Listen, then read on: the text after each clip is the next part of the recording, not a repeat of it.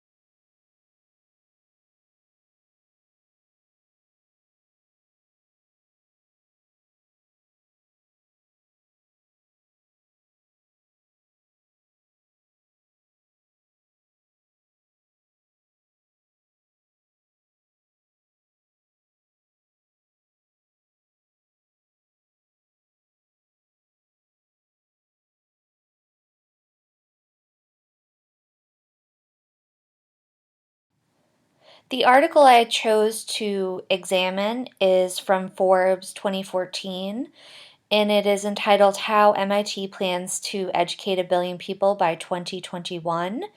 The article was based on an interview with Stephen Carson, the Director of Communications and External Relations at Massachusetts Institute of Technology's OpenCourseWare.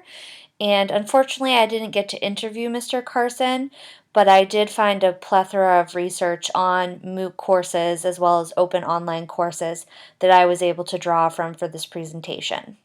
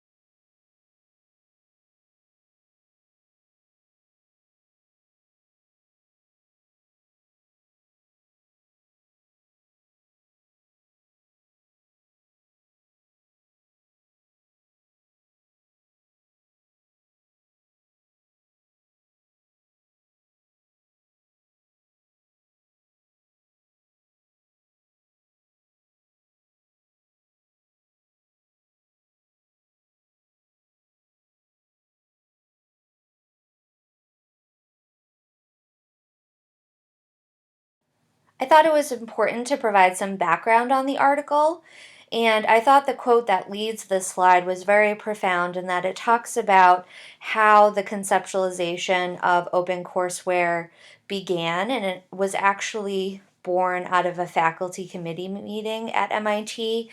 And Carson states, quote, "The committee decided that MIT should use the internet to give away the materials that were already being created, such as lecture notes, assignments, and exams, the goal being to educate a larger and more diverse audience worldwide." Carson also explains that MIT's vision is actually a call to action, a call for all higher education institutions from around the world to create similar modules, to create what he says is, quote, "a world where anyone, anywhere could access affordable educational and cultural opportunities to gain the knowledge and training they need to make a better life," end quote. OpenCourseWare was developed by MIT in 2000. It was an initiative to educate the world at no cost. OpenCourseWare includes 80,000 resources from 2,180 undergraduate and graduate courses.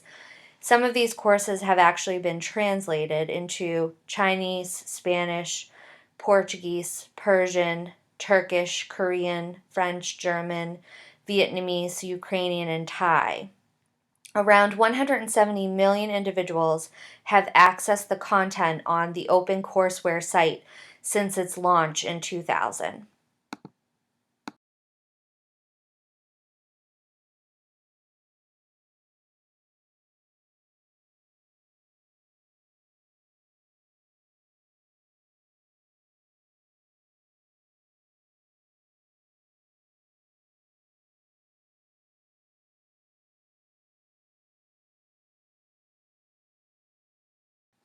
I thought it was important to talk about the benefits of OpenCourseWare, as well as similar models such as massive open online courses or MOOC courses, as well as online education that's either offered through a higher education institution or through another platform such as lynda.com.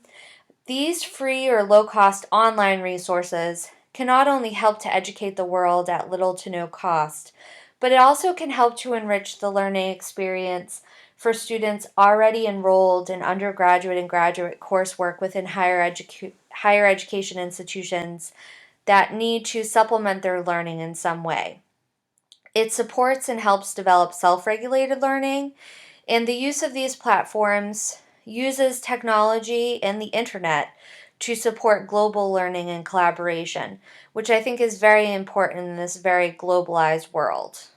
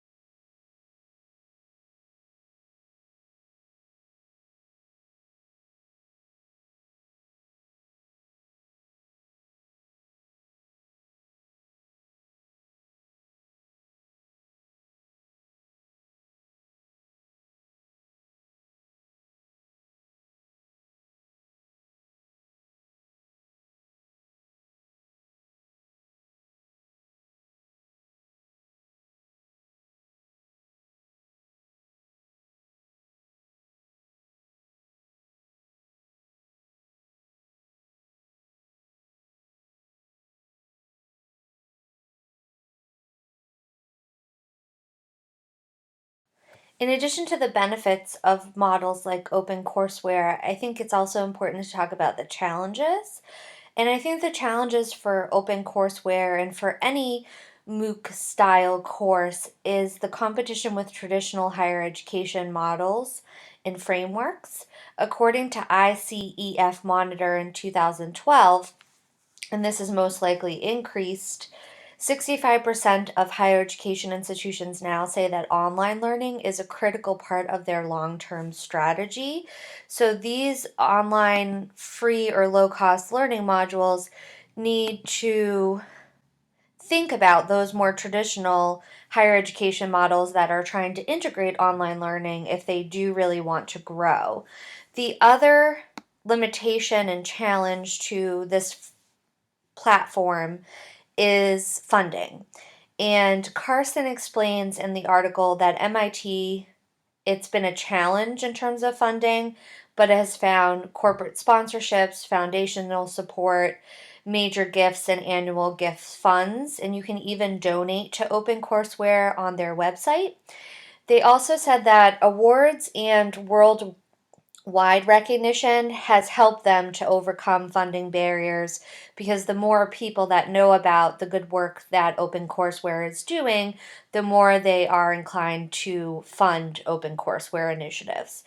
And lastly, the challenge is diversifying their offerings online and making sure that they get as much of the courses that are offered by MIT and resources online as they can, and also connecting with qualified global scholars in order to develop additional resources.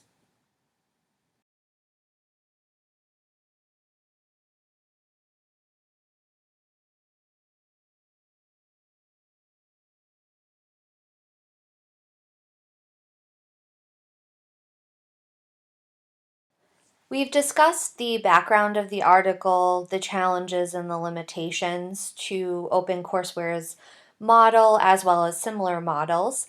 I also want to talk about the future of OpenCourseWare. In the article, Carson talks about all of the growth that has happened since OpenCourseWare's launch in 2000, but also the goals for the future. So he states that MIT would actually like to expand their reach globally by drawing 1 billion learners to the site by 2021. They also plan to do four key things by 2021, that is, optimize the site for mobile use so that learners can use it on the go, expand their course offerings and their resources, and also connect with learners um, by connecting them together, and that would be by establishing online learning communities. And then lastly, we talked about the importance of globalization. They hope to, quote, empower educators worldwide, end quote. And the idea of this is that to allow educators and promote that educators use the resources on the OpenCourseWare site to bring it into their classrooms so that worldwide educators would have access to learning materials that they could bring into the class to educate learners that don't have internet access.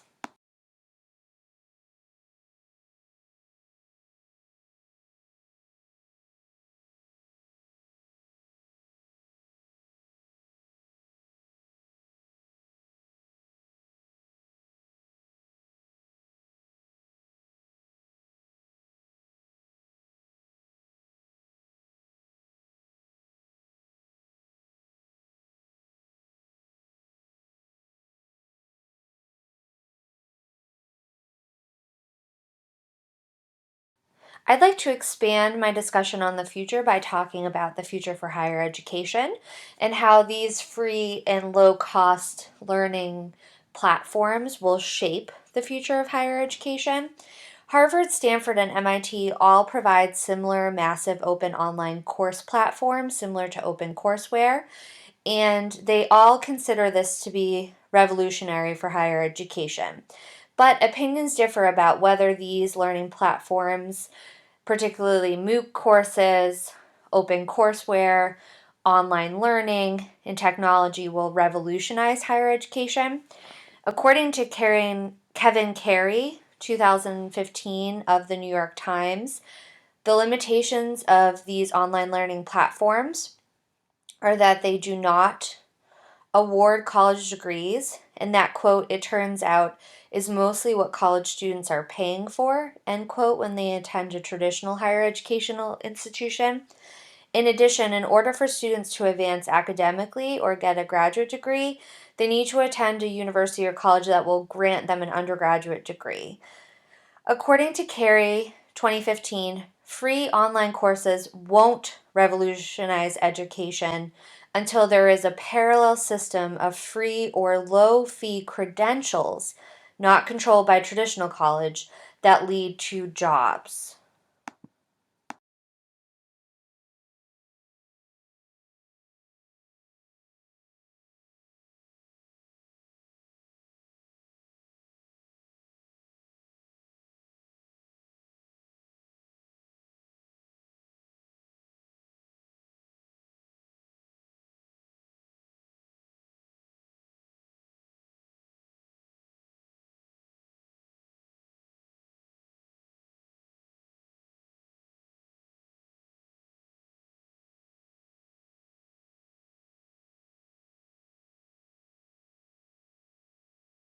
I'd like to wrap up this presentation by discussing my conclusion.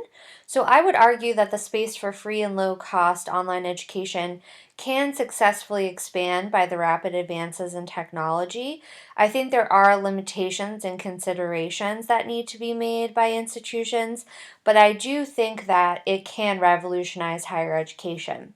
Apart from OpenCourseWare, there are providers in place that offer low cost and free online education. So there are institutions and organizations that are following MIT's call to action. It includes the Mozilla Foundation, which grants badges that are stored electronic credentials that can be issued by an organization or a higher education institution, and that will get stored in an individual's record and can be used to apply for employment later on. There's also Coursera, which has 11.5 million learners worldwide, as well as the University of the People, which is a nonprofit, tuition-free degree granting institution of higher education, which can be used to advance both academically and professionally, that gives access to education, and it offers only two programs: business administration and computer science. In conclusion, also, similar to Margaret Miller's 2014 theories on the future of higher education, massive open online courses and other online low cost and free learning modules could be instrumental in providing an alternative to traditional high cost education if they either developed an individualized digital credentials record for the learner that could be used to find employment, or an actual degree. Thank you very much for listening to my presentation. These are a set of references and resources that I used to put this presentation together. I highly recommend, if you're interested in the subject, that you look into the links that I've provided here. Thank you very much again.